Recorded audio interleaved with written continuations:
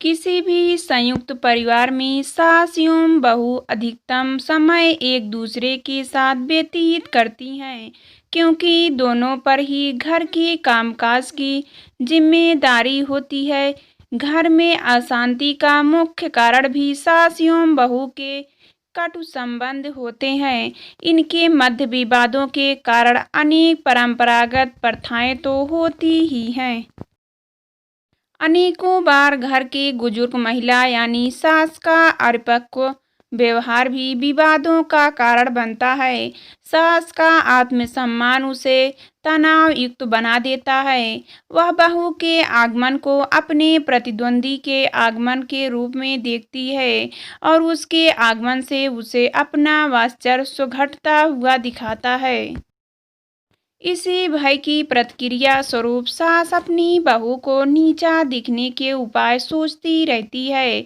अपने वात्सल्य को बनाए रखने के लिए घर के सारे श्रम साध्य कार्य बहू को सौंप देती है और अपने आदेशों का पालन करने के लिए दबाव बनाती है। अपना रौब जमाने के लिए उस पर तानाशाही का सहारा लेती है। उसको अपने प्रभाव में बनाए रखने के लिए अपने बेटे के मन में उसकी प्रति जहर भरती रहती है, ताकि बहू उसकी कृपा पर निर्भर हो जाए। साथ ही बेटे के मन में अपनी माँ की आसामीत बनी रहे। ऐसे दोगले व्यवहार के कारण बहू सास के प्रति बागी हो जाती है और परिवार में तनाव बढ़ने लगता है। दूसरी तरफ दूसरे घर से आने वाली बहू भी अपने अस्तित्व के लिए संघर्ष कर रही होती है। वह भी चाहती है कि उसकी बातों का भी परिवार में महत्व हो, उसकी इच्छाओं की भी कद्र हो, परिवार के निर्णयों में उसका भी दखल हो। वह भी कहीं ना कहीं अपना वर्चस्व बनाए की आकांक्षा रखती है। मुख्यतः वर्चस्व की लड़ाई ही सास बहू के बीच टकराव पैदा करती है। सास बहू के संबंध मधुर बने रहने के लिए सास के व्यवहार में उदारता, धैर्यता और त्याग का भाव होना आवश्यक है। अपने सभी प्रियजनों को मायके छोड़कर आई बहू को प्यार भरा व्यवहार ही नए परिवार के साथ जोड़ सकता है, अपने अपनेपन का एहसास करा सकता है और उसके मन में सम्मान और सहयोग की भावना उत्पन्न कर सकता है। बहू को सिर्फ काम करने वाली मशीन न समझकर परिवार का सम्मानीय सदस्य माना जाए। उसके विचारों भावनाओं को महत्व दिया जाए।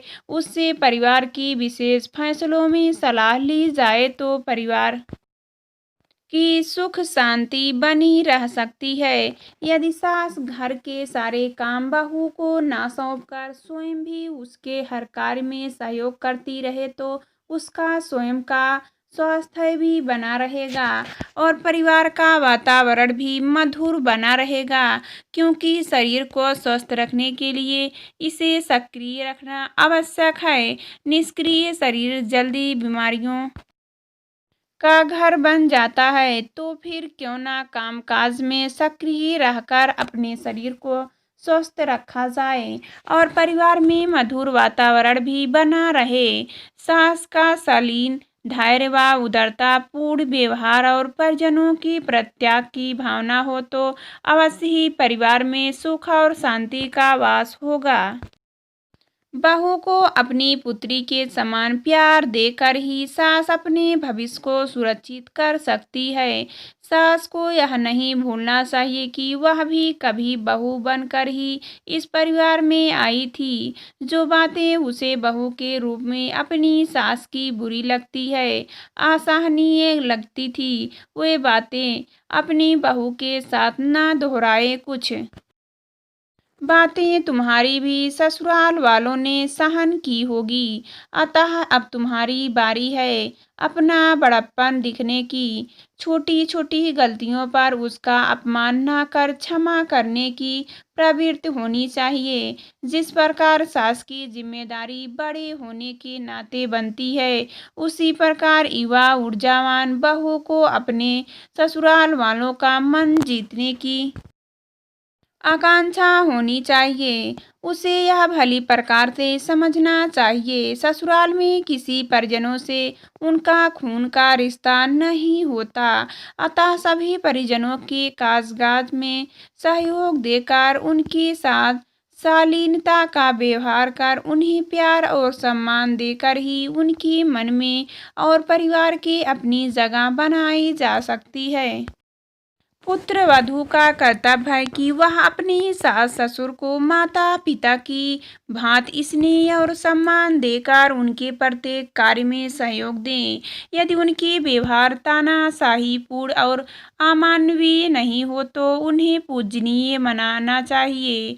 उन्हें स्नेह और सम्मान देकर वह अपने पति के दिल को जीत सकती है। एक पत्नी के लिए उसका प्यार उसका पति होता है। अतः उसके प्यारे यानी उसके माता पिता भी तो पत्नी के प्यारे ही हुए। यदि बहू अपने सास ससुर के साथ कुछ निम्नलिखित बातों को अपनाए तो अवश्य ही वे सबके दिल जीतने में कामयाब हो सकती है। बुजुर्गों के जन्मदिन विवाह वर्षगांठ आदि पर उनकी पसंद के फूल अथवा उनकी प्रिय वस्तु भेंट करें।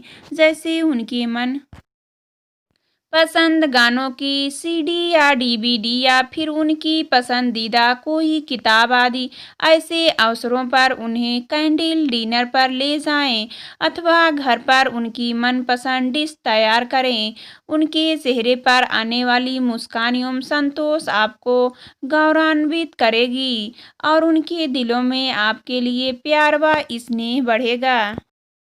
थोड़ा समय निकालकर परिवार के बुजुर्गों के साथ बैठकर समय व्यतीत करें। उनकी भावनाओं को समझें, उनकी शारीरिक एवं मानसिक समस्याओं को सुनें, उनकी पुरानी यादों को शेयर करें। इस प्रकार से अनेक मन को बोझ हल्का होगा। अपने बच्चों से अपने दादा दादी के साथ अपने देने का आग्रह करें। बच्चों को उनके ज्ञान का लाभ मिलेगा। वही बुजुर्ग को परिवार में अपना महत्व दिखाई देगा। साथ ही बच्चों की अटपटी हरकतों शरारतों और उनका मनोरंजन भी होगा। अपने कार्यों एवं व्यवहार द्वारा उनका दिल जीतकर उनके अनुभवों का लाभ उठा सकती हैं और परिवार को खुशियों से भर सकती हैं। कठिन परिस्थितियों में भी बुजुर्गों का अनुभव और उनकी सलाह सहायक सिद्ध हो सकते हैं। जब कभी बुजुर्ग तानाशाही और दखलंदाजी वाली प्रवृत्ति रखते हैं तो विशेष संयम एवं धैर्य का परिचय देना होता है। ऐसे बुजुर्गों के साथ बहस न करें, किसी भी टकराव की स्थिति से बचें और जो भी संभव हो अधिकतम अपने कर्तव्यों का पालन करती रहें। मन को व्यवस्थित करें, बिना उनकी स्वभाव को उसी प्रकार अपनाने का प्रयास करें। अपना व्यक्तिगत पारिवारिक जीवन कुलसित होने से बचाएं। अवांछनीय संदर्भों से दूरी बनाने का प्रयास करें।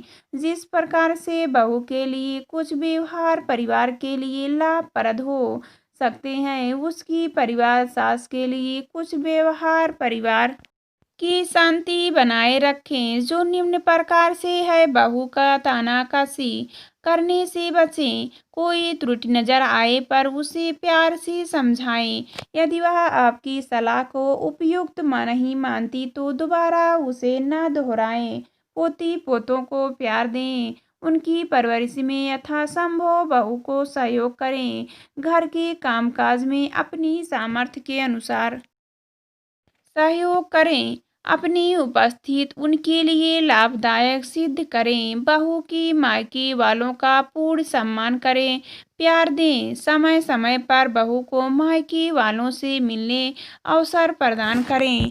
उसके मायके वालों का अपमान कभी ना करें। उनका अपमान का अर्थ है बहू के मन में अपने प्रति कटु आवट पैदा करना, अपने प्रति सम्मान को कम करना। बहू के मायके से यदि कोई उपहार आता है तो उसे नतमस्तक होकर अपनाएं।